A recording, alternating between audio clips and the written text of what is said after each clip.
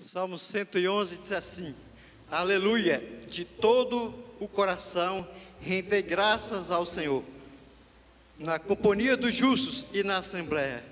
Grandes são as obras do Senhor, considerada por todos os que nelas se comprazem. Em suas obras há glória e majestade, e a sua justiça permanece para sempre. Ele fez memoráveis as suas maravilhas. Benigno e misericordioso é o Senhor, dá sustento aos que o temem, lembrar-se-á sempre da sua aliança. Manifesta ao seu povo o poder das suas obras, dando-lhe a herança das nações. As obras de suas mãos são verdade e justiça, fiéis todos os seus preceitos. Estáveis são eles para todo sempre, instituídos em fidelidade e retidão. Enviou ao seu povo a redenção, estabeleceu para sempre a sua aliança, santo e tremendo é o seu nome. O temor do Senhor é o princípio da sabedoria, revelam prudência todos que o praticam, o seu louvor permanece para sempre. Amém. Vamos louvar ao Senhor. Pai querido, te louvamos, ó Deus, nessa noite, bendito seja o teu santo nome. Te louvamos, ó Deus, por teu cuidado para conosco, por mais uma semana estar aqui na tua casa, na tua presença, confiando em ti, crendo que o Senhor é o nosso amparo, o nosso escudo, o nosso sustento, crendo, ó Deus, que a nossa alma está apegada a ti, a tua palavra, aos teus princípios. Rendemos graças aqui e declaramos que tu és o nosso Deus, Deus de graça, de amor, de bondade e de misericórdia, Senhor Deus. Que nesta noite possamos sair daqui, ó Deus, cheios de ti, da tua presença, fortalecidos no louvor, na palavra, na adoração e na comunhão, para mais uma semana de êxito, de vitória na tua presença. Creio que nessa noite a nossa fé será acrescentada e seremos ainda mais firmados em ti e na tua palavra. Guarda, Senhor, a nossa alma, o nosso coração, porque a nossa confiança está em ti. Dê um aplauso ao Senhor, amém? E vamos louvar a Deus. Aleluia, Jesus. Aleluia, Senhor. Amém? Aleluia, Deus. Estamos vivendo assim um momento muito difícil no nosso Brasil, no nosso mundo, né? E às vezes quando a gente chega na casa do Senhor, a gente chega assim diante de Deus para renovar nossas forças diante dele, porque há uma confusão de sentimentos dentro do nosso coração, que a gente não sabe se está alegre, se está feliz, se está contente, se ao mesmo tempo está angustiado por algumas notícias. Mas eu quero te dizer uma coisa: grande é o Senhor, e a palavra de Deus, ela nos fala que o Senhor está conosco, que Ele não nos desamparará. E nós temos os lábios, nós temos nossa voz. E se nós chegamos até a casa do Senhor, vamos adorar o Senhor. Adorando a Ele, eu creio que as nossas forças se renovarão. Aleluia. As nossas forças vão se encher. E o nosso coração vai estar confiante diante da presença dEle, diante da adversidade que o mundo está a nos oferecer. Mas quando você fechar os seus olhos agora, olhe para o céu e diga: Senhor, eu ainda creio que Tu és o Deus dessa nação, que Tu és o Senhor dos senhores, Senhor, que Tu és o Rei dos reis. E eu sei que muitas coisas aconteceram lá atrás, Senhor, com o Teu povo, com o povo de Israel. E assim, Senhor, eles venceram pragas, terremotos, chuvas. Mas, Senhor, Tu esteve com aquele povo, Jesus, assim como Tu estás conosco hoje. Quando você louvar ao Senhor, rasgue seu coração diante da presença dEle. Diga a Ele: Senhor, estou aqui para Te louvar, para Te adorar, independente das circunstâncias, Senhor, que venham a acontecer, o que estão acontecendo. Eu venho, Senhor, entregar o meu louvor a Ti, Senhor, como símbolo de gratidão, Senhor. Quando você fechar seus olhos, traga à sua memória aquilo que te dá esperança hoje. Aquilo que te dá esperança é o preço que foi pago lá na cruz. Olhe para a cruz, onde está o Rei dos Reis, onde Ele ressuscitou e nos deu essa liberdade de vida, de adorá-lo. Aleluia, e adore a Ele com o melhor sentimento de adoração. Adore ao Senhor e exalte a presença dEle nesse lugar. Aleluia, Jesus, Tu és grande, diga isso a Ele. Grande é o Senhor e muito digno de louvor.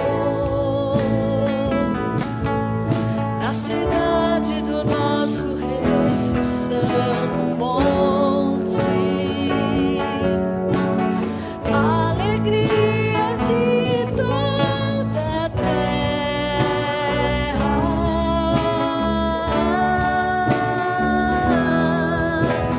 Grande é o Senhor em que nós temos a vitória, que nos ajuda contra o inimigo. Por isso diante dele nos prostramos.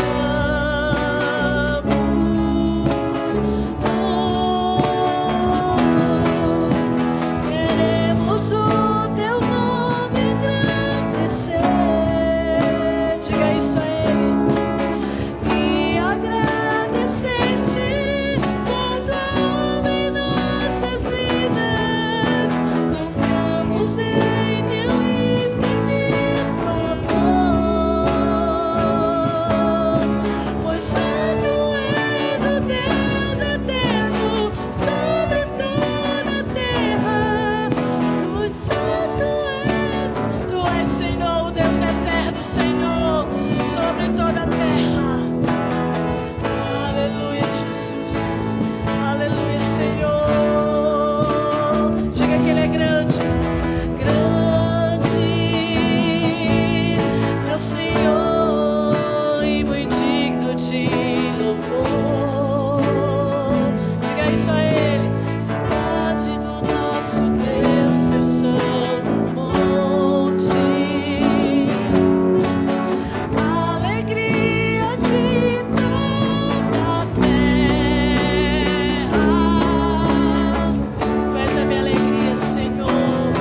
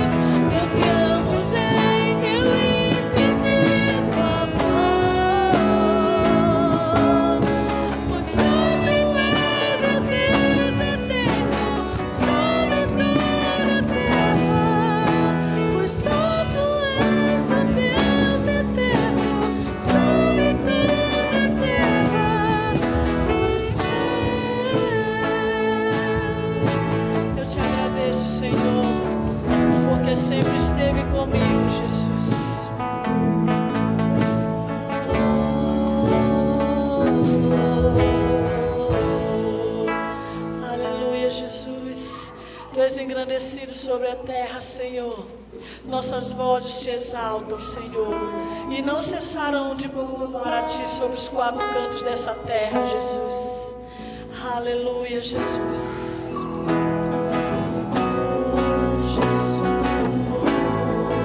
És bem-vindo sobre este lugar, Jesus. Tu és amado, Deus. Eu te exalto, Senhor. Aleluia. Eu te exalto, Senhor. Aleluia. Exalte a presença do Senhor neste lugar. Aleluia.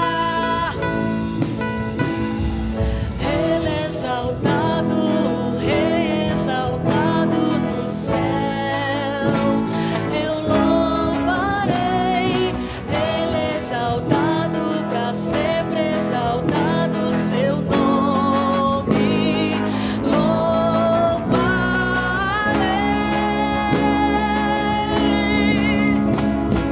Ele é o Senhor, sua verdade vai sempre reinar. Diga assim: terra e céu glorifiquem.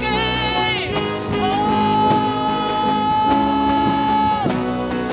Ele é exaltado, o Rei exaltado do céu. Declare: Ele é exaltado, o Rei exaltado do céu. Eu louvarei. Ele é exaltado para sempre, exaltado o seu nome. Louvarei. Declare: Ele é o Senhor, sua verdade vai sempre reinar. Declare: terra e céu glorifiquem, glorifiquem ao Senhor.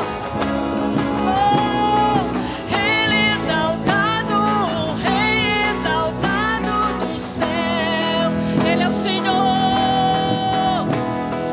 Ele é o Senhor, sua verdade vai sempre reinar. Terra e céu glorifiquem seu santo nome. Ele é exaltado, o Rei exaltado do céu. Ele é exaltado, o Rei exaltado do céu. Ele é exaltado, o Rei exaltado no céu. Ele é exaltado e a terra proclamará. Aleluia, a terra proclamará. Oh, toda a terra te exaltará. Meu coração declarará: grande é o Senhor. Declare bem forte. Toda a terra declarará. Meu coração declarará: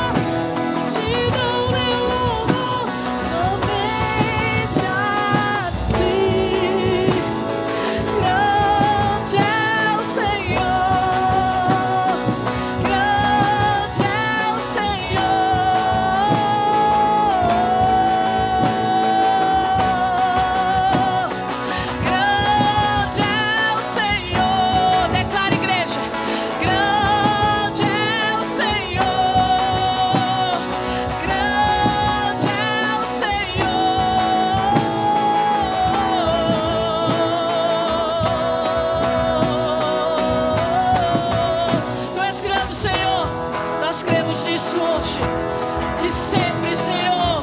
Que teu amor nunca passará por nós, Senhor. Tua misericórdia, Senhor, é que nos faz, Senhor, estar de pé na tua presença, Senhor. O teu amor, Senhor, nos consome a cada dia, nos dá força, Senhor, para enfrentar, para pisar, Senhor, de todas as enfermidades, daquilo, Senhor, que vem nos amedrontar. A tua palavra, Senhor, nos diz que tu és grande, que tu és grande, que tu és o rei, que tu és o Senhor dos exércitos, que tu és o leão da tribo de Judá. E tu vai em nossa frente, Senhor, e tu vais guerrear, e tu vais vencer, porque tu venceste, Senhor. E hoje, Senhor, nós proclamamos sim a nossa vitória. Nós proclamamos sim, Senhor, a nossa vitória. Por isso que nós declaramos que tu és grande, Senhor, que tu és grande, Senhor. E se você que tiver voz, declare que Ele é grande, que Ele é grande, que Ele é grande, grande sobre qualquer coisa que virá. Aleluia, Jesus, aleluia, Senhor, aleluia.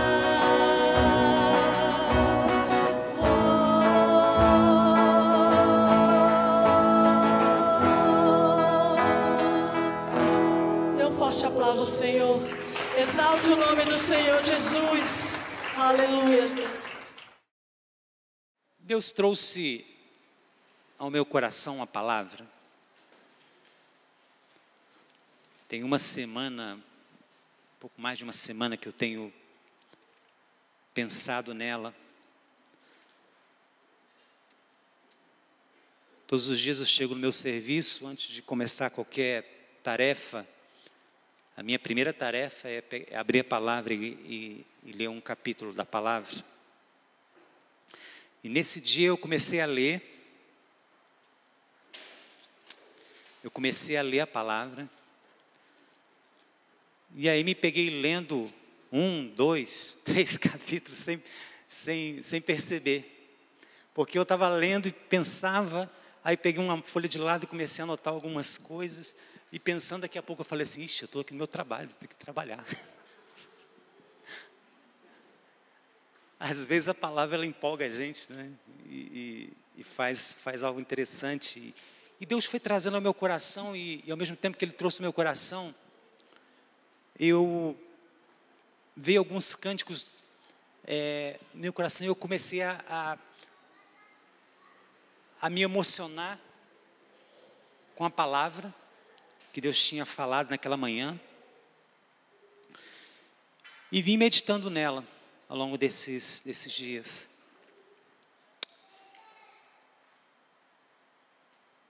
Desde uns 4, 5 anos atrás, eu tenho visto presenciado a morte de homens de Deus. Homens que, desde a minha infância cristã, eu ouvia falar, ouvia suas palavras, suas pregações. E nesses últimos anos, Deus tem levado uma leva de homens de Deus para os braços dele. E eu comecei a analisar e a perceber isso, e eu falando para Deus, eu acho que está chegando o dia de Matusalém. Sabe qual que é o dia de Matusalém? Matusalém foi o último a morrer antes do dilúvio. Você sabia que Matusalém morreu no ano do dilúvio? E era o último da sua linhagem antes de Noé. Porque Matusalém foi avô de Noé. Lameque, que era o pai de Noé, morreu antes de Matusalém. E Matusalém morreu exatamente no ano do dilúvio. Matusalém morre.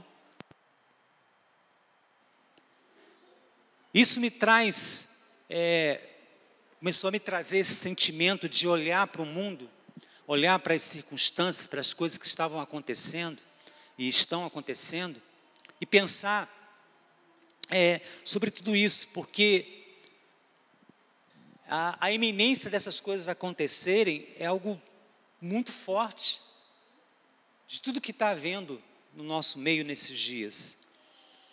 Dá para pensar e parar, analisar e falar assim, Senhor, nós realmente estamos vivendo nos últimos dias. Esse é apenas um momento que nós estamos passando e vai ser um momento passageiro. É um teste que está acontecendo, é realmente o início do fim. O que é isso? Essa foi minha ruminância ao longo dessa semana, pensando, analisando. E esse texto ele vai trazendo a luz ao meu coração sobre isso. E eu quero compartilhar com você a vida de 3 reis.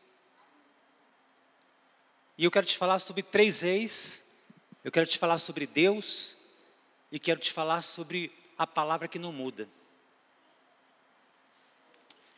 Isso é muito interessante. O texto que eu quero ler com você nesse momento fica em 2 Reis, capítulo 23, versículos número 21 a 25. Diz assim: Deu ordem o rei a todo o povo: celebrai a Páscoa ao Senhor vosso Deus, como está escrito no livro da aliança. Nunca havia celebrado tal Páscoa desde os dias dos juízes que julgaram Israel. No texto de Crônicas fala que desde o tempo de Samuel não havia sido feita uma Páscoa como essa. Nem em todos os dias dos reis de Israel, nem tampouco nos dias dos reis de Judá. Mas no 18º ano do rei Josias, celebrou-se essa Páscoa ao Senhor em Jerusalém. E Josias também aboliu os adivinhos, feiticeiros, terafins, os ídolos, as abominações que viam na terra de Judá, Jerusalém, e isso fez ele confirmar as palavras da lei que estavam escritos, que o sacerdote Ilquias achara na casa do Senhor. Esse aqui é uma parte da história de um rei chamado Josias. Mas para falar de Josias, eu preciso voltar 2 gerações antes. Eu preciso falar sobre, primeiramente, Ezequias. O primeiro rei, Ezequias, avô de Josias, ele assumiu o trono, ele tinha exatamente 25 anos, era um jovem. E ele reina durante 29 anos em Israel. Ele foi um rei que agradou a Deus, foi um bom rei. Um rei que fez coisas excelentes. Esse rei, ele tirou os altos, ele quebrou as colunas, ele quebrou os postes ídolos, ele trouxe um mover sobre a nação, com o olhar voltado novamente para o Senhor. Porque o pai de Ezequias, chamado Acais, ele tinha mandado cortar o altar de bronze e colocou ali os altares de Baal dentro da casa de Deus. Você imagina a gravidade disso. E Ezequias faz um movimento contrário disso. Ele começa a trazer de volta, ele manda assim: olha, nós vamos agora fazer uma restauração na casa do Senhor. Então ele faz tudo isso. E o que mais me chamou a atenção, isso aqui é muito, muito interessante. Ele mandou despedaçar um ídolo que tinha lá. Esse ídolo, sabe quanto tempo ele tinha que estava lá? 750 anos. Você já pensou? Um ídolo perpetuar-se durante 750 anos. Você sabe que ídolo é esse? Não sei se vocês lembram lá no deserto, quando o povo estava no deserto. Eles tinham pecado diante de Deus, e Deus mandou um monte de serpentes e começou a matar muita gente ali no deserto.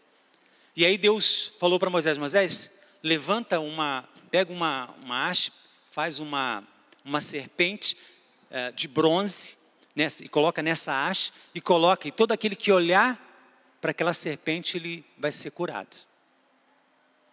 Tá, aconteceu isso, e passou. Todo mundo que olhava era curado. Isso ali era uma representação de Cristo, né? Quando você fala sobre a questão de você olhar para Cristo, né? Você fixar a tua vida e a tua história em Cristo. Mas eles pegaram essa haste de bronze, isso lá no tempo de Moisés, e ela foi passando de geração em geração, de geração em geração, de geração em geração, passou por todos aqueles juízes, passou por Samuel, passou por Davi, passou por todos aqueles reis, e vem parar aqui em Ezequias, que ele olha para aquilo e fala assim, não, esse negócio não pode ficar mais aqui.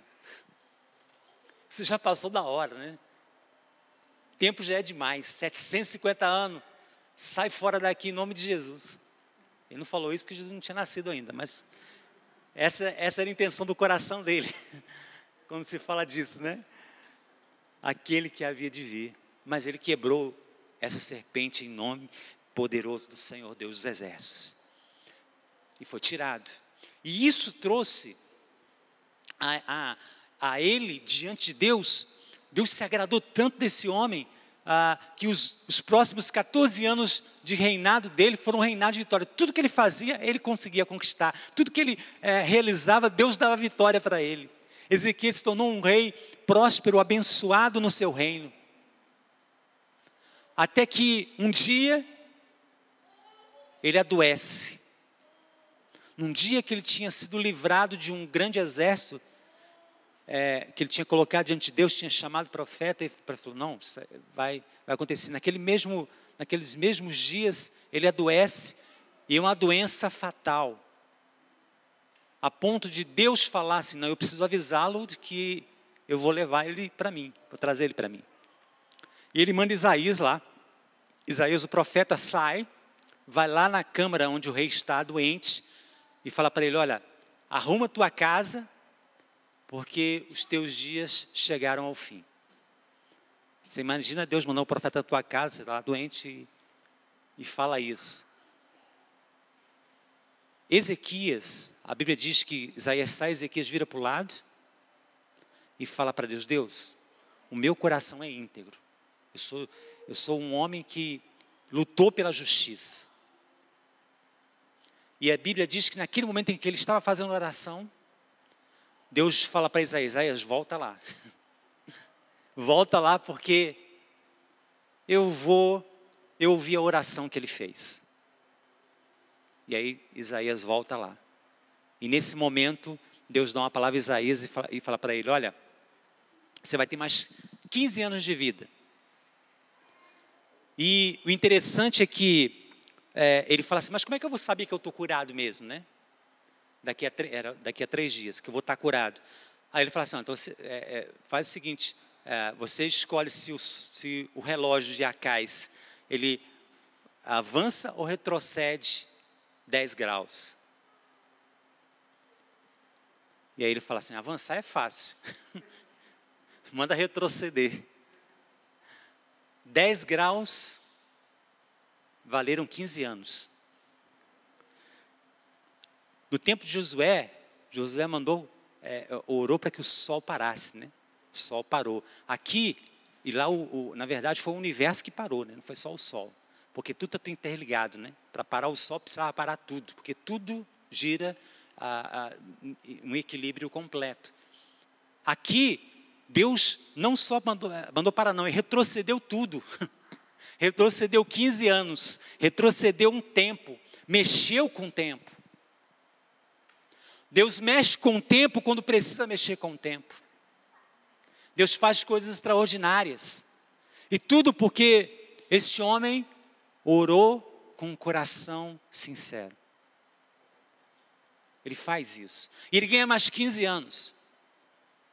E esse período de 15 anos desse rei, ali acontecem várias coisas. Ele começa a construir, faz várias coisas acontecerem. Ele investe, tem anos de paz, são mais 15 anos de paz. Ele aparece, e dentro desse período, nasce a ele um filho chamado Manassés, né, que vai ser logo em seguida o próximo rei. Dentro desse período de 15 anos também, ele recebe a visita de alguns mensageiros que souberam, o rei de Babilônia sabia que ele estava doente, mandou uns mensageiros para saber como é que ele estava, mas na verdade queria espiar a terra, né? Foi só uma embaixada com segundas intenções. E aqui, dentro do reinado dele, a gente vê a emergente Babilônia começando a aparecer, né? Começando a se levantar.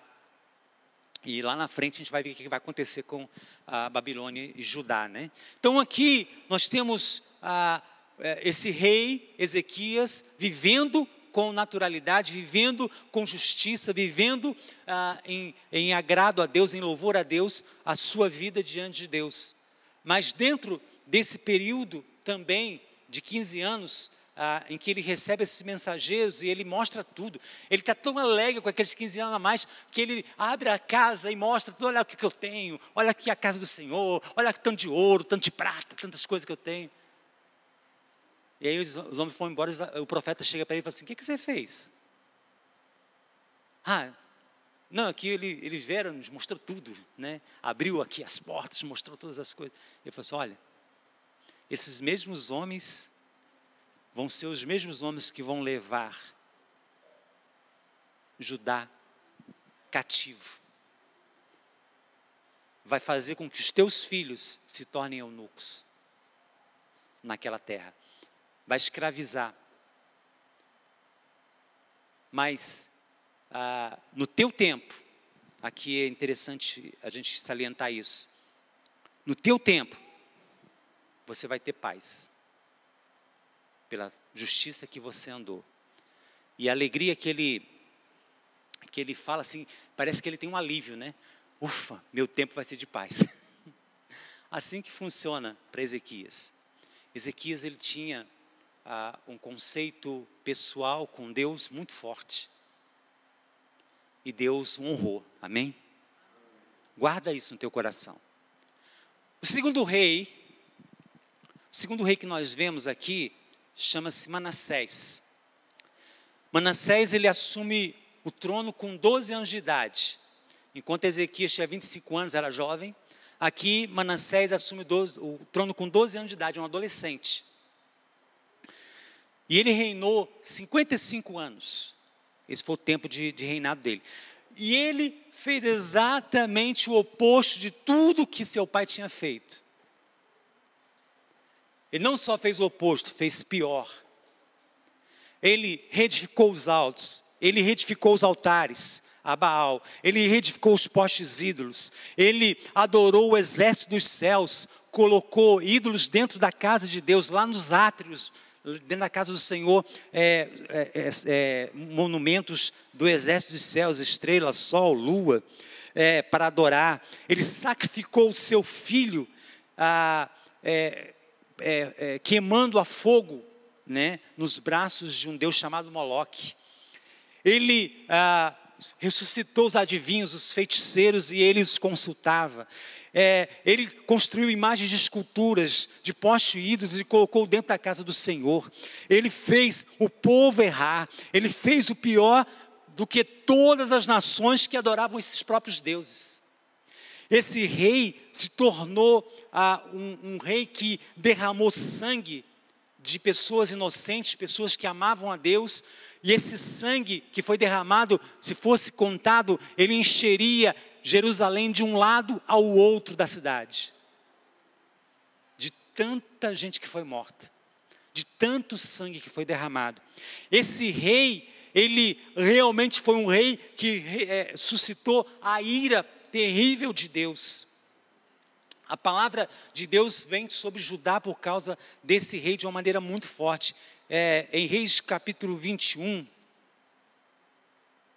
segundo Reis 21, deixa eu pegar aqui o texto, 21, 12. Por isso assim diz o Senhor Deus de Israel, hei de trazer tal desastre sobre Jerusalém e Judá, que ambos os ouvidos de qualquer que ouvir lhe ficarão retinindo. Estenderei sobre Israel o cordel de Samaria, o prumo da casa de Acabe, limparei Jerusalém com quem limpa o prato e vira para baixo depois de haver limpado. Desampararei o restante da minha herança e entregá-los-ei às mãos dos inimigos e tornar Sião presa, despojo para todos os seus inimigos. E aí ele continua falando sobre todos os desastres que vão vir sobre Jerusalém e tudo, muito desse acontecido por conta do reinado desse homem chamado Manassés. Então Então Manassés se torna um homem odiado, um homem da qual Deus fica muito irado com ele. Esse processo de reinado de Manassés traz para nós algo muito forte, porque quem lê sobre esse rei fala assim, esse rei precisa ir para o inferno, esse rei ele precisa ser morto, esse rei precisa mudar daqui, sair daqui, porque o que ele está fazendo é só desastre, e está vindo mais desastre sobre a nossa nação por causa desse rei. E aí, quando eu olho o tempo de reinado desse rei, eu fui olhar todos os reinados de todos os reis de Israel e de Judá, esse rei, ele reinou mais que todos os outros reis. Enquanto alguns reis que eram bons, que faziam coisas boas, reinaram 20 anos, 15 anos, Ezequias reinou 28 anos, esse rei Manassés, ele reinou 55 anos. Como é que Deus permite que um rei desse continue a reinar durante 55 anos? Isso é uma coisa que é impensável, porque ele fez muito mais atrocidades que todos os outros reis que fizeram. Mas aí Deus me leva ao livro de Reis, de Crônicas. Lá no livro de Crônicas, capítulo 33, fala que esse rei Manassés, ele foi preso pelos babilônicos. O texto lá no capítulo 33 fala que, como um anzol que foi colocado em seu nariz e preso por cadeias, ele foi levado cativo. E nesse trajeto para o seu cativeiro, esse rei Manassés, ele se arrepende de tudo que ele fez. Ele começa a se humilhar diante de Deus e começa a clamar a Deus. E o texto diz lá no capítulo 33 que, ao se humilhar, ao se colocar diante de Deus, ao pedir perdão a Deus por tudo que tinha feito, as suas orações foram ouvidas. Esse rei voltou a reinar novamente. E quando ele volta a reinar, e ele volta à sua cidade, ele começa a reconstruir. Ele não vive muitos anos mais, mas os poucos anos que ele vive,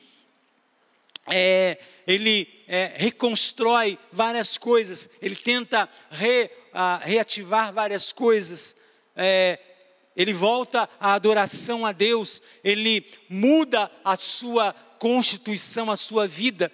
E aqui eu começo a olhar que Deus é um Deus tão tremendo, que permite que esse rei reine tantos anos, porque Deus queria também resgatar esse rei. Isso é difícil de entender.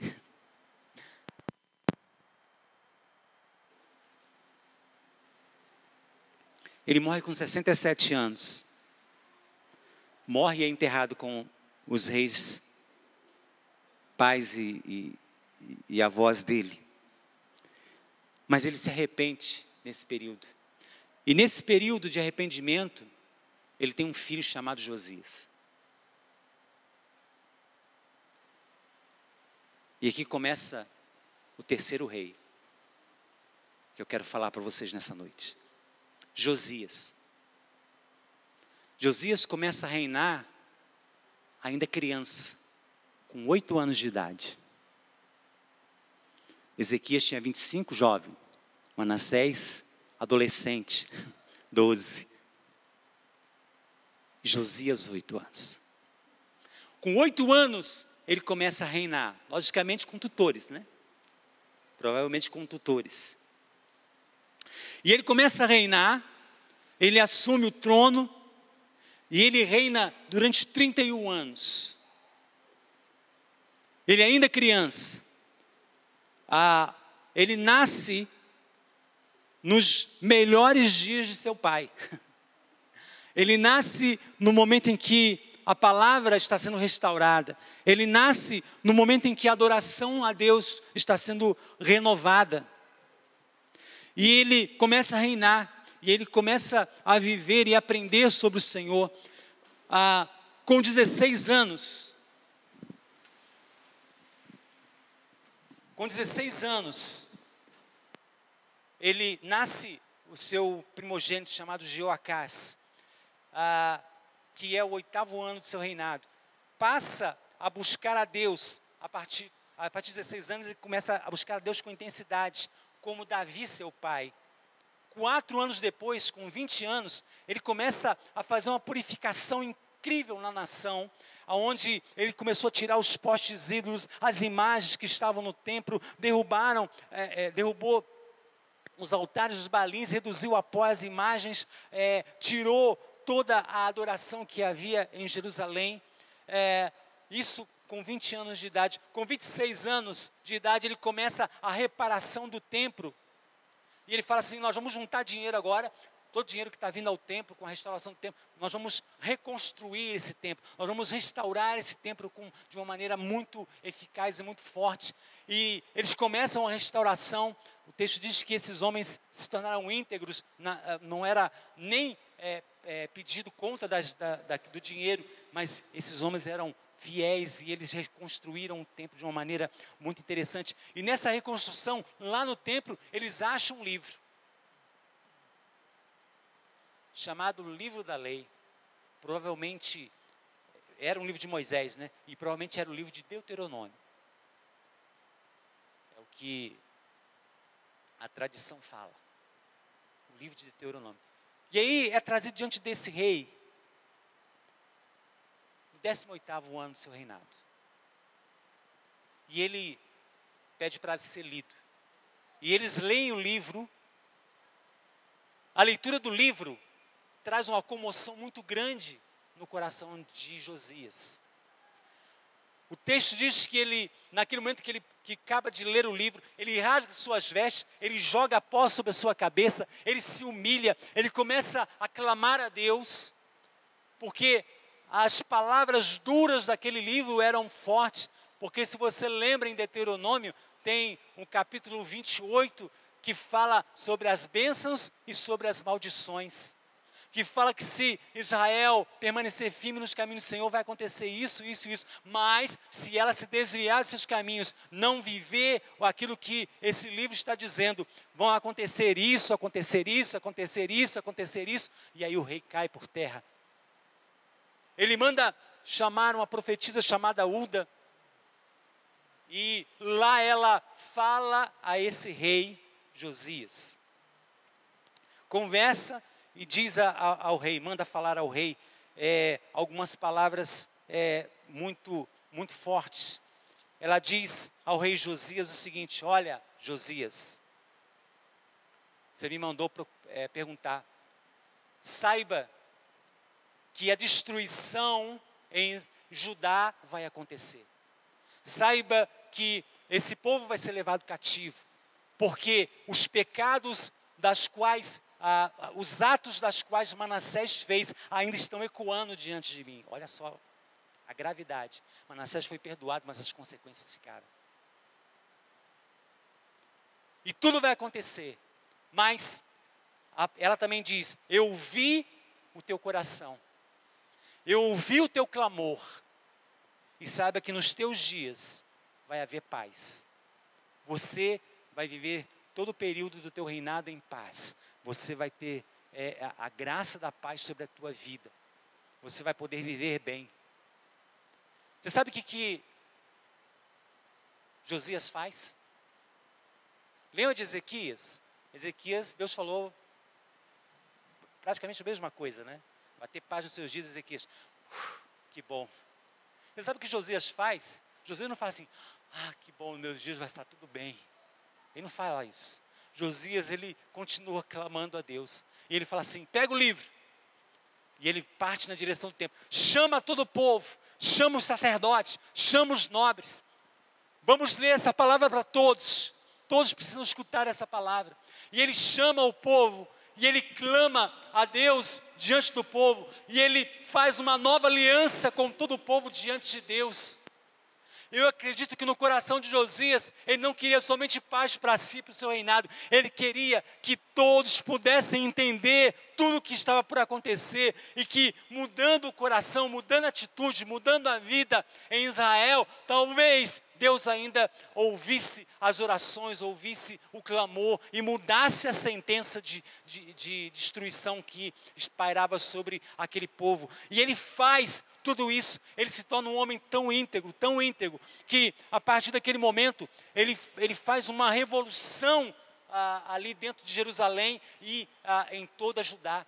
Ele faz uma coisa muito tremenda, ele pega, o texto diz que ele fez um pente fino em tudo que era profano, foi um pente fino mesmo, ele mexeu em tudo.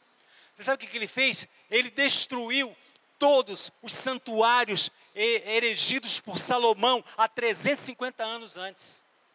Todos os santuários que Salomão erigiu para deuses, Moloque, Baal e outros deuses que Salomão tinha feito para suas esposas. Querido, ele sai destruindo, por isso você não vê nenhum vestígio, nada de vestígio daquilo que Salomão fez. Nem o templo, você vê só a fundação dele, né, o templo de Deus. Mas você não vê nada, você vê na arqueologia, você não vê nada de Salomão. Por quê? Porque Josias, servo do Deus Altíssimo, não deixou rastro nenhum daquilo que era mal, para que pudesse ser visto no futuro. Ele destrói tudo isso. Ele também vai a Betel e destrói o altar que Jeroboão levanta com aqueles 2 bezerros há 300 anos, que ninguém tinha feito nada. Ele destrói, transforma em pó, ele faz com que aquele altar seja profanado e seja destruído, queimando os ossos daqueles sacerdotes que viveram anos ali, cultuando a esses deuses aí. E interessante que aqui se cumpre uma profecia daquele homem de Deus que vem de Judá e fala para Jeroboão: olha, esse altar vai ser profanado e vai ser destruído. Josias é esse homem que cumpre essa profecia de 300 anos. Ele celebrou, aliás, ele aboliu toda a arte de adivinhos e feiticeiros. E ele foi o homem que celebrou a Páscoa, no texto que a gente acabou de ler logo no início. Ele celebrou a Páscoa como nunca antes tinha sido feito desde os tempos de Samuel, desde 410 anos antes. Ele restaura por completo todo esse processo. Ele restaura de uma maneira muito poderosa, muito forte. E no versículo 23 que nós lemos, no 18º ano do rei Josias, ele celebrou essa Páscoa ao Senhor em Jerusalém. Josias também aboliu os adivinhos, feiticeiros e tudo. E em versículo 25, olha o que fala isso aqui: nem antes, nem depois dele, houve rei que lhe fosse semelhante. Nem antes nem depois. Que se convertesse ao Senhor de todo o coração, de toda a alma, de todas as forças, conforme toda a lei de Moisés. Esse homem Josias, ele se tornou um homem íntegro, completamente íntegro.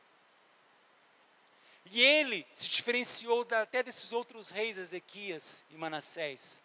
Manassés, óbvio. De Ezequias, sabe que Ezequias fez a oração, e ele era um homem justo, e Deus ouviu.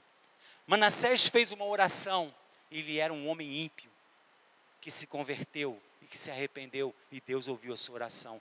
E Josias, ele faz uma oração, só que a oração de Josias não é uma oração apenas por si mesmo.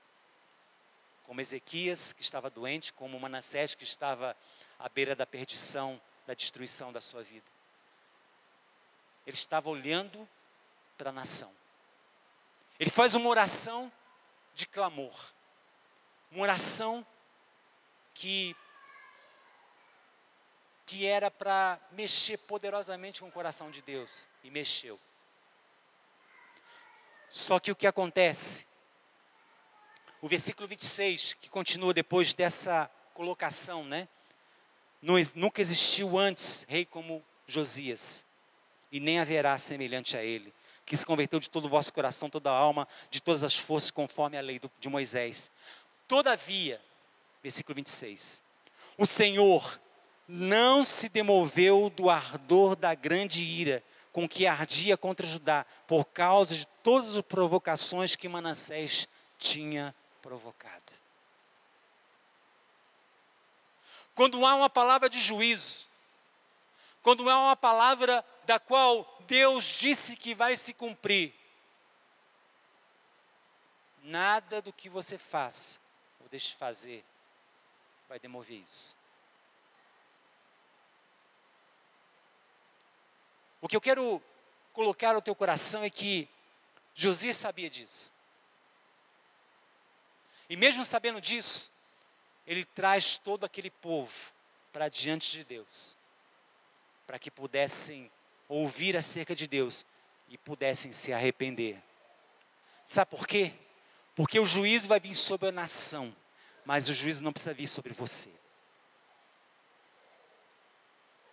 Nós estamos como igreja nessa terra. E assim como Josias, querido, nós somos chamados a fazer um grande clamor diante de Deus.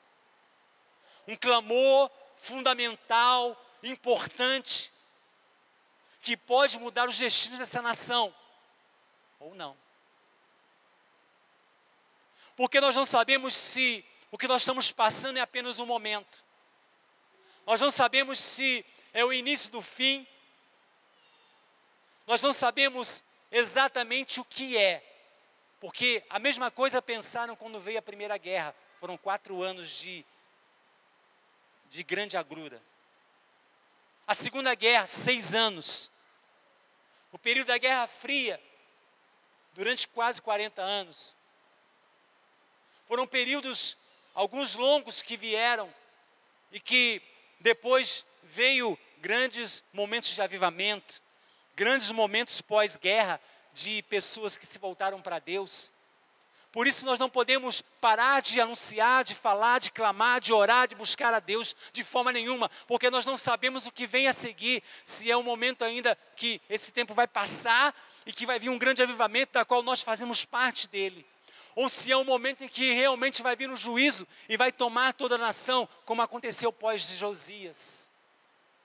Depois de Josias, os reis que vieram dele foram só desastrosos e culminou com a ida para a Babilônia.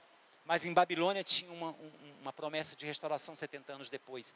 Mas o que eu quero te dizer é que nós não sabemos se nós estamos na iminência dos últimos dias. Alguns estão tentando viver dessa forma. Alguns estão tentando colocar isso como um alvo poderoso, como uma voz que está sendo trabalhada e colocada. Eu quero te dizer que eu não sou desse. Eu sei que os últimos dias vão vir em algum momento. Se essa pandemia tem a ver com isso, e tudo leva a crer que é, tudo nos leva a pensar dessa forma, porque o mundo está entrando numa nova ordem mundial. Talvez essa pandemia seja um grande teste para que essa nova ordem possa se mover de uma maneira poderosa no meio da terra. Mas eu quero te dizer que a nossa nação não precisa viver sob essa nova ordem mundial. Que a nossa nação não precisa viver sobre o aspecto dos últimos dias como eminente e como um juízo implacável. Nós precisamos viver como igreja do Senhor, que um dia vai ser levada aos céus, que um dia vai ser colocada diante de Deus, que um dia vai se postar diante do Senhor e Deus vai vir buscar essa igreja maravilhosa, essa igreja imaculada, essa igreja viva. E por isso nós não podemos parar de clamar, nós não podemos parar de orar, nós não podemos parar de buscar, parar de nos humilhar diante de Deus. Nós não podemos parar em nenhum momento. Josias, mesmo sabendo da palavra do Senhor, ele não demoveu a sua vida em integridade diante de Deus. Ele não demoveu a sua vida em anunciar esse livro da lei da qual ele tinha ouvido. Mas eu quero te dizer nessa noite, e aqui, para a gente encerrar, a palavra de Deus, quando ela é decretada, ela não muda. Nós temos várias partes do Velho Testamento que falam sobre o fim dos tempos. Nós temos um livro inteiro, nós temos partes das quais Jesus fala nos evangelhos. E nós temos um livro inteiro chamado Apocalipse que fala sobre isso. Durante anos tem sido tentado interpretar esses textos. Mas o que Jesus fala, ele é muito interessante. Jesus fala assim: olhai para a figueira, sabei que quando ela começar a florescer, é o tempo. O que eu quero te dizer é que você olhe para os noticiários, para aquilo que está diante dos teus olhos, e coloque no teu coração, se é a volta do Senhor. Cada vez mais eu preciso mudar a minha mente, mudar o meu coração, a minha atitude.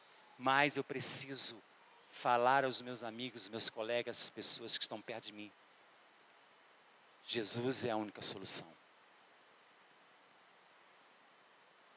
O clamor de Deus vem. Por isso naquela manhã eu estava muito emocionado. Por isso naquela manhã que Deus começou a falar sobre isso.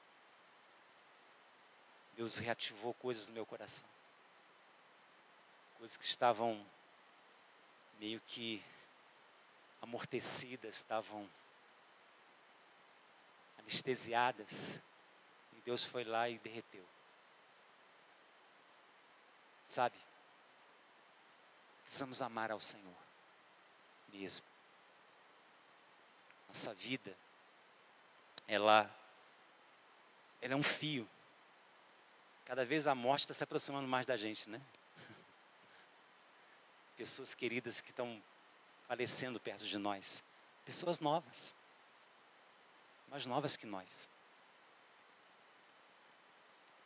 Eu não sei o tempo que eu tenho. Mas eu sei que Deus tem me dado tempo. E esse tempo precisa ser bem usado. Né? Nós precisamos aprender sobre isso.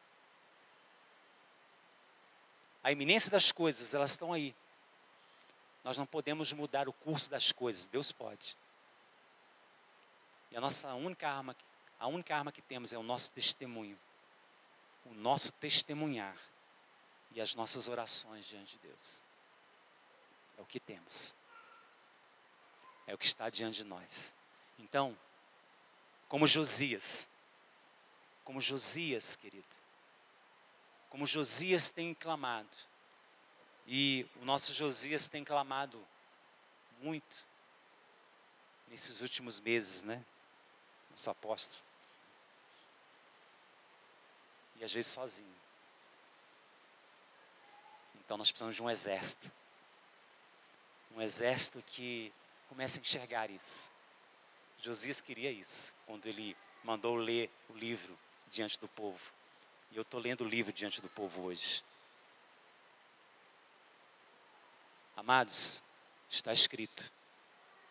A palavra de Deus não muda.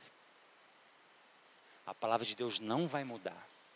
Se for os últimos dias, não adianta você simplesmente falar para a pandemia acabar. Se for os últimos dias, ela só vai se acirrar mais.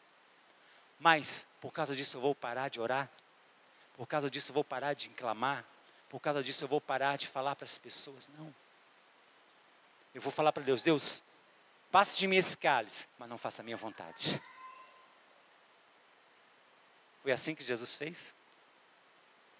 Passe de mim esse cálice. Jesus também passou agonias. Passe de mim esse cálice, mas não é a minha vontade. Eu quero que a tua vontade prevaleça. Se tudo isso que está acontecendo é para que haja um grande avivamento pós-pandemia, que venha esse avivamento, porque a igreja está orando. E a igreja orando, gente, a igreja orando, muda tudo. Amém? Você crê nisso? Fala assim: a palavra de Deus não muda. Amém? Não vai mudar. Se ela estiver concretizada, se esses forem os últimos dias, vai acontecer. Tem tanta coisa estranha acontecendo. Cada situação difícil, mas a igreja não pode olhar para isso. A igreja precisa seguir em frente. A igreja precisa fazer o papel que ela foi chamada a fazer. A igreja precisa ser igreja. Sempre. Amém? Vamos ficar de pé.